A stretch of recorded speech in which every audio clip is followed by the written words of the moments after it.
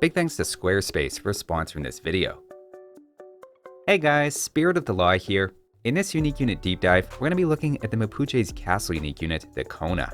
On its face, it's basically a knight given to a South American civ, with a description that Kona are strong versus infantry and foot archers, while weak to spears, camels, and monks, which doesn't just seem familiar, but is in fact literally just a copy-paste from the knight's write-up. That said, the comparison breaks down a bit when you look more closely at the details, as we will in this video. To start with a quick overview in comparison to the knight line, right away we'll note they're extraordinarily cheap, with a very similar food cost, but just 40 gold, roughly half the usual knight.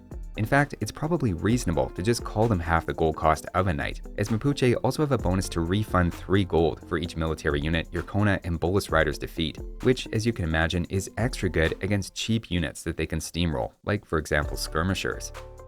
Stats-wise, things get interesting.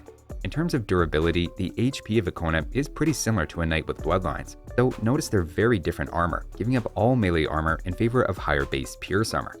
Following the precedent of plumed archers, being jacked seems to give a unit base pierce but not base melee armor, so Kona are closely following established AoE2 logic.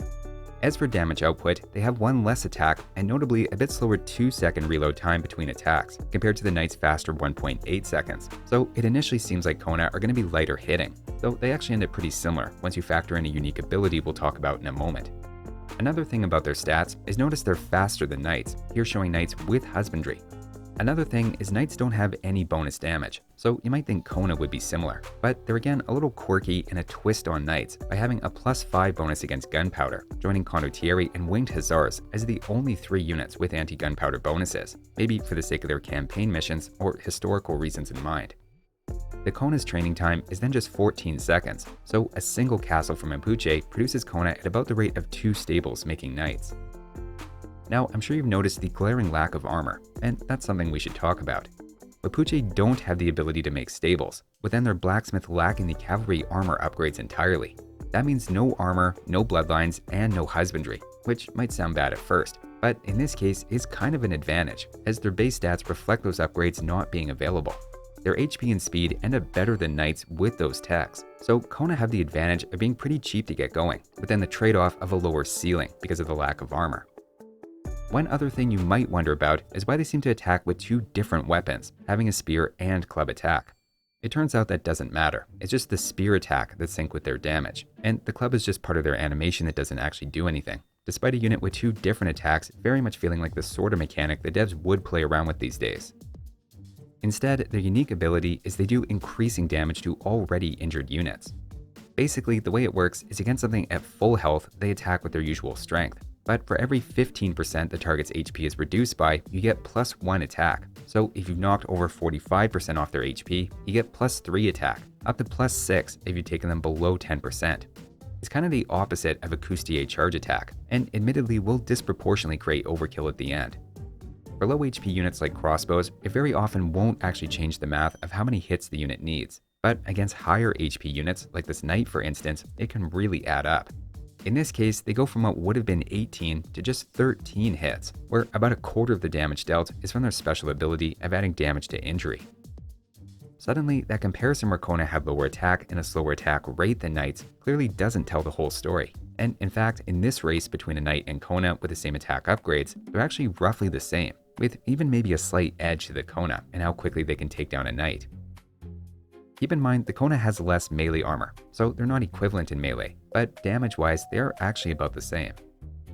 The extra damage even appears against naval and siege units, though notably it doesn't work against buildings, emphasizing again in the last video on temple guards how unusual it is for their faster attack rate to apply to buildings, as typically these sorts of quirky mechanics don't, like here in the case of Kona. So with all this in mind, what is the unit good at? The first thing, and told directly to us by the devs when releasing the unit in their official write-up, is it's good at raiding. Their naturally high pierce armor combined with decent attack lets them pick off villagers relatively quickly, and just like knights, they take 5 hits per villager with loom, and with just +1 attack from forging, they then need just 4 hits, identical to a knight. On top of that, they had a bit of an extra role as anti-gunpowder, which is something that can help as early as Castle Age against some unique units, but really addresses hand cannons, bombard cannons, and fire lancers as 3 units that can all at times give American civilizations trouble. Ranged units in general, though, are the main specialty of Kona. compared to Mapuche's Bolus riders, they're definitely a step up in durability, actually quite similar to the Champi warrior in Castle Age, but adding an extra level of speed. Albeit in terms of durability, they are still a step behind knights. The difference maker here is simply that the knight has one more pierce armor, as long as they've grabbed both blacksmith armor upgrades. Otherwise, they're actually a little bit worse than Kona. That is an extra cost, and something knights are going to have to go out of their way to get, but means their ceiling against ranged units is notably higher.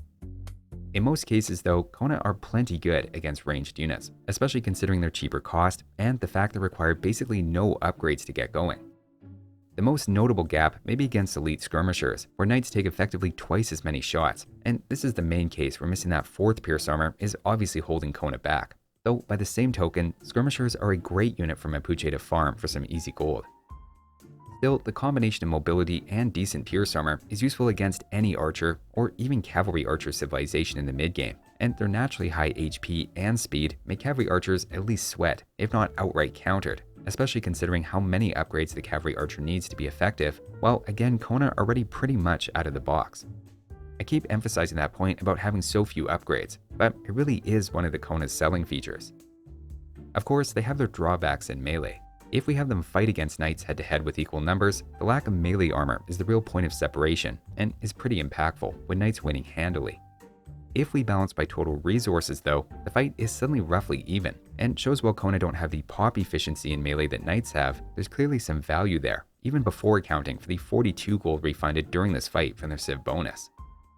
The whole unit actually reminds me a lot of the Tatar's Keshik in their gold generation, though the Keshik is actually better in melee, with more HP, melee armor, and a faster attack, which isn't fully offset by the Kona's extra ability. Here with balanced numbers and roughly equal resources, it's really not close, while the Keshik also generated 111 gold here, compared to the Mapuche's 12. Other sorts of matchups to the Kona go pretty much how you'd expect for something knight-ish in melee, winning against light cavalry while losing to camels, and I think we have a good picture of the unit in melee. One slight qualm I have with their description is it says they're good against infantry, which I think is a carryover from before infantry's buffs across the board, as they actually don't beat longswords with equal resources. Kona would win with equal numbers, so maybe that's what the description is alluding to.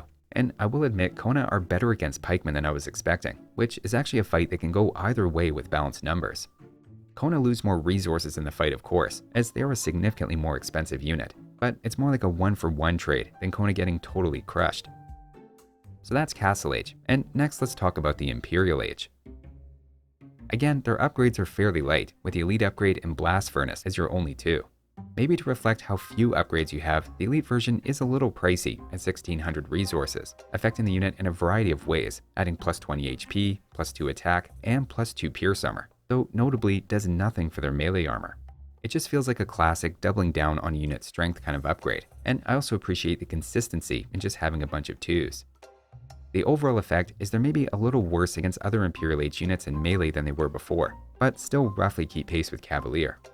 Side by side, it's obvious their HP, attack, melee armor, and speed are all in the same ballpark, with their increasing attack against injured units partly making up for their lower melee armor. The Paladin is then definitely a step up, though thinking about the unit cost, and then upgrade costs especially, that's probably warranted. To give a couple of illustrative benchmarks of where this leaves Elite Kona, with balanced resources, they're pretty even with Cavaliers when everything's said and done, and naturally Paladins are a significant step up. We're not expecting Kona to win against Paladin, but it's always worth checking. It's the same thing against Champions, where that countering infantry idea really doesn't hold up for me. Champions in fact win by a greater margin in Imperial than Longswords did in Castle Age, and generally Bolus Riders or Slingers are the choice against infantry as Mapuche. Keep in mind, Mapuche are actually pushed toward a lot of trash units in the late game, so the Kona's main role can just be adding mobility against siege and maybe body blocking to some degree, which its low gold cost can help justify. Also worth noting is while they could trade roughly 1-for-1 against pikemen in Castle Age, Halberdier are a big step up in bonus damage, and it's not even close to a fair fight in Imperial, so definitely avoid Halberdiers. The Kona's main selling feature is still raiding, as this is the fastest land unit Mapuche have, while still having the pierce armor to shrug off town center fire. Notably, against ranged units, it does lag behind the Mapuche's extra high HP Elite Champi Warrior, but Elite Kona are still roughly on par with Cavalier in shots they take from Arbalesters. They're just a solid unit, requiring so few upgrades that it's a fast unit to transition into once you have one or especially two castles, while then working well within the Mapuche's main army themes nicely, whether that be as a complement to their fast-moving bolus riders or to add some mobility to a mostly trash unit-based army. Also easy to overlook is Imperial Age is when the gunpowder bonus really comes into play too, increasing the situational effectiveness of the unit. They're kind of always useful for picking off siege, like trebuchets, but especially bombard cannons become very juicy targets.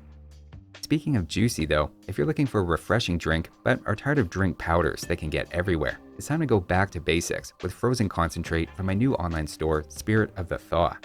Order a pack of refreshing frozen juice concentrates through an online store I made with this video's sponsor, Squarespace. Squarespace is the all-in-one website platform for entrepreneurs to stand out and succeed online. Whether you're just starting or managing a growing brand, Squarespace makes it easy to create a great-looking site, engage with your audience, and then sell anything, from products to content to time, all in one place. Using either their pre-made templates or Squarespace's AI-enhanced website builder, you can create a fully customized website to fit your needs. It's perfect for building an online presence for a physical business or starting an online store, using their built-in tools for inventory and shipping, with plenty of analytics to give you insights about your website's traffic and sales. Go to squarespace.com for a free trial. And when you're ready to launch, go to squarespace.com/spiritofthelaw to save 10% off your first purchase of a website or domain. So that's a look at the Mapuche's Kona. Thanks for watching, and I'll see you next time.